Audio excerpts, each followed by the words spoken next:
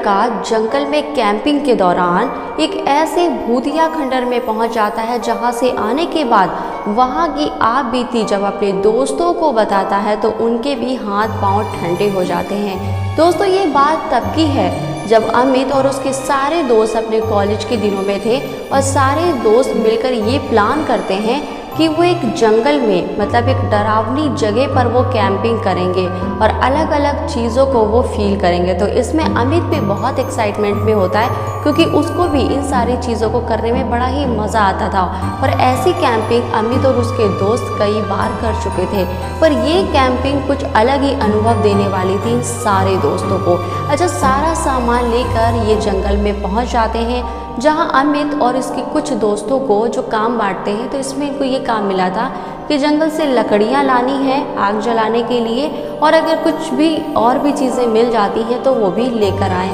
तो अमित जब चारों दोस्तों के साथ में जंगल में आगे निकलता है सूखी लकड़ियां ढूंढने के लिए, तो कहीं ना कहीं जंगल की सुंदरता को देखकर, एक प्रकृति की जो सुंदरता होती है उसको देखकर वो एकदम मुग्ध हो जाता है और अकेले ही आगे चलता निकल जाता है और उसके दोस्त जो होते हैं वो पीछे ही छूट जाते हैं और इतना आगे निकल जाता है कि उसको खुद ही नहीं पता चलता कि वो कहाँ तक चला आया है। वो झरने की कल कल कल आवाज़ से और जो जंगल की खूबसूरती थी उसको देखते देखते इतना आगे तक आ जाता है कि जब देखता है कि बादल कसके से इकट्ठा होने लगे हैं और बहुत ही ज़ोरदार की बारिश होने वाली है और कुछ ही देर में बहुत ही तगड़े तरीके से मूसलाधार बारिश होने लगती है और खुद को बचाने के लिए पेड़ के नीचे वो खड़ा हो जाता है। पर बहुत ज़्यादा देर पेड़ के नीचे भी वो बच नहीं पाता है, भीगने लगता है।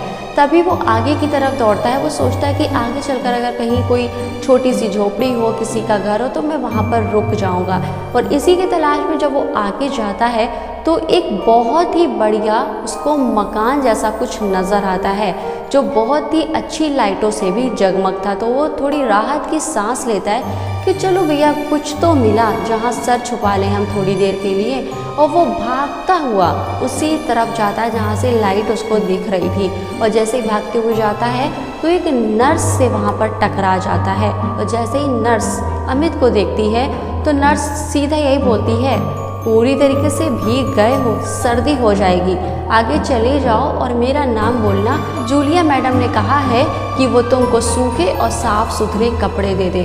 अच्छा, अमित एकदम एकटक जूलिया को देखता ही रह गया, एकटक जिसको कहते हैं। तो जूलिया उसको देखकर हंसने लगती है और कहती है कि अपना मुंह बंद कर लो, मच्छर चला जाएगा।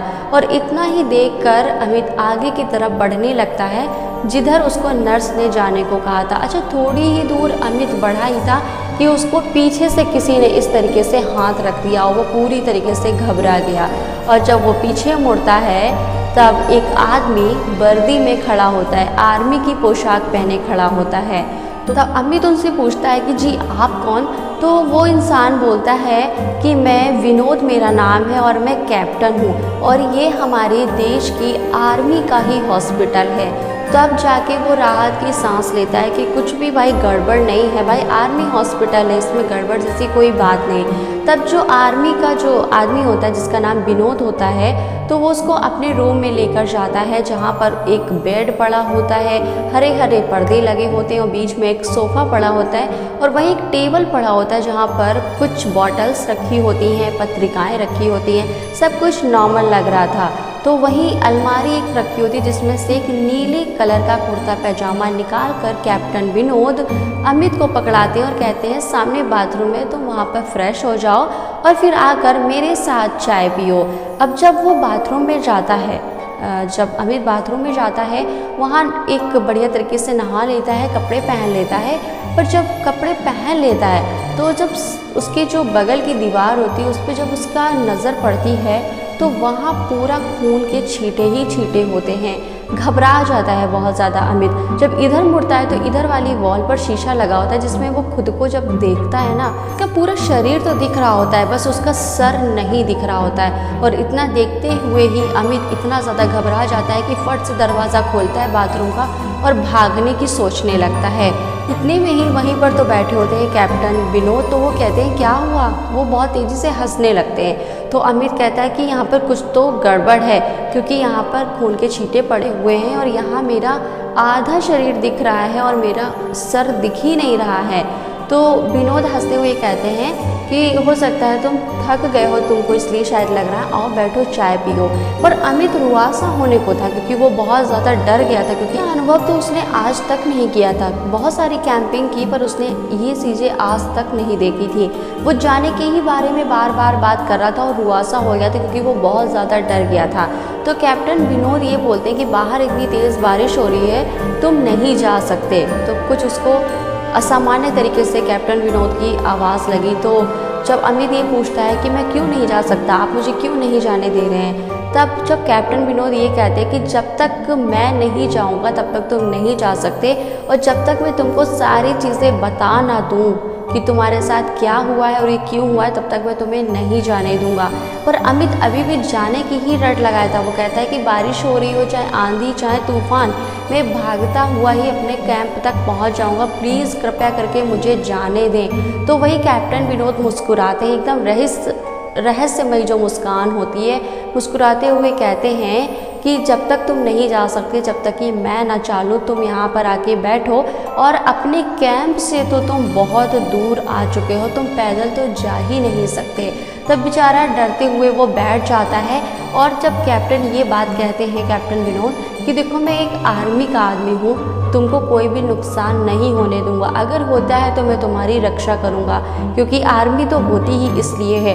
जब ये बात उसके बहुत ही अच्छे से जब अमित सुन लेता है तो कुछ ना कुछ राहत की सांस लेता है और चुपचाप वहाँ पर बैठ जाता है। तब कैप्टन विनोद ये बताने लगते हैं कि बहुत साल पहले ये जो हॉस्पिटल है, ये इस तरीके से विरोधी लोगों ने इसको निशाना बना लिया था कि कुछ लोग हमारी ही आर्मी का पोशाक पहनकर इस हॉस्पिटल में आ गए थे, और हम लोगों ने ये समझा कि हमारे जो दोस्त, जो हमारी आर्मी पीछे हो गई है, वही आर्मी वापस आ गई है, चलो ठीक है। पर वो लोग नहीं थे, वो विरोधी लोग थे जिन्होंने अलग अलग चीज़ें लगा रखी थी। उसके बाद ये पूरा का पूरा जो हॉस्पिटल है वो ब्लास्ट हो जाता है और कई लोग इसमें मारे जाते हैं।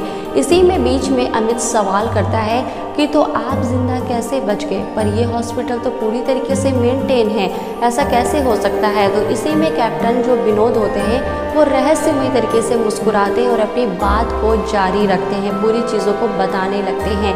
तो बीच में कैप्टन विनोद के मुँह से ये निकल जाता है कि मैं तो 50 साल पहले ही मर चुका हूँ, और इतना सुनते ही अमित वहीं पर बेहोश हो जाता है। और जब अमित को होश आता है तब वो अपने कैंप में होता है।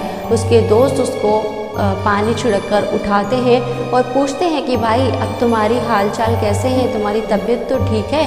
तुमको एक आर्मी का आदमी अपनी जीप में पीछे डालकर लाया था, वही छोड़ कर गए हैं। पर जब मैंने उनसे पूछा कि अमित का ऐसा हाल क्यों हुआ, तो उन्होंने बोला कि जब अमित को होश आए तभी तुम उससे पूछ लेना।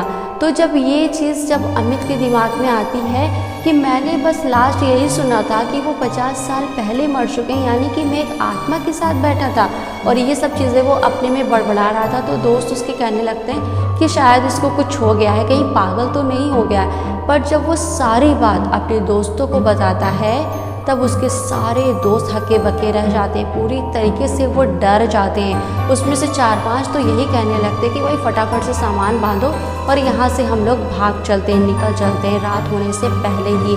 पर अमित कहता है कि डरने जैसी कोई बात नहीं है, तुम लोग मेरे साथ अभी उसी जगह पर चलो जहाँ मैं पूरी रात भर था। तो सारे लोग जब वहाँ पर जाते हैं तो वहाँ दोस्तों कोई भी ऐसा हॉस्पिटल नहीं था जो लाइट से जगमग हो, या फिर वहाँ पर नर्स जूलिया हो, या फिर वहाँ पर कैप्टन विनोद हो, ऐसा वहाँ पर कुछ नहीं था। एक जला हुआ खंडहर था और वहीं एक टूटे हुए पत्थर के ऊपर लिखा था आर्मी हॉस्पिटल। जब ये सारे दोस्त एकदम सामने से ये नज़ारा देखते हैं तो हक्के बक्के रह जाते हैं। तब अमित को लगता है कि सारी आत्माएं दुष्ट और दूसरे को नुकसान पहुंचाने वाली नहीं होती हैं, कुछ आत्माएं बहुत अच्छी होती हैं और मददगार साबित होती हैं दूसरे लोगों के लिए। तो दोस्तों वहीं पर ये कैंपिंग ख़त्म हो जाती है और सारे दोस्त खुशी खुशी घर चले जाते हैं। पर इस बार जब खुशी खुशी घर जाते हैं तो एक नए अनुभव के साथ जाते हैं जो अमित ने उनको अपने साथ दिलाया। दोस्तों आपको ये स्टोरी कैसी लगी मुझे कमेंट में ज़रूर बताएं, साथ ही मेरे चैनल को सब्सक्राइब करना ना भूलें।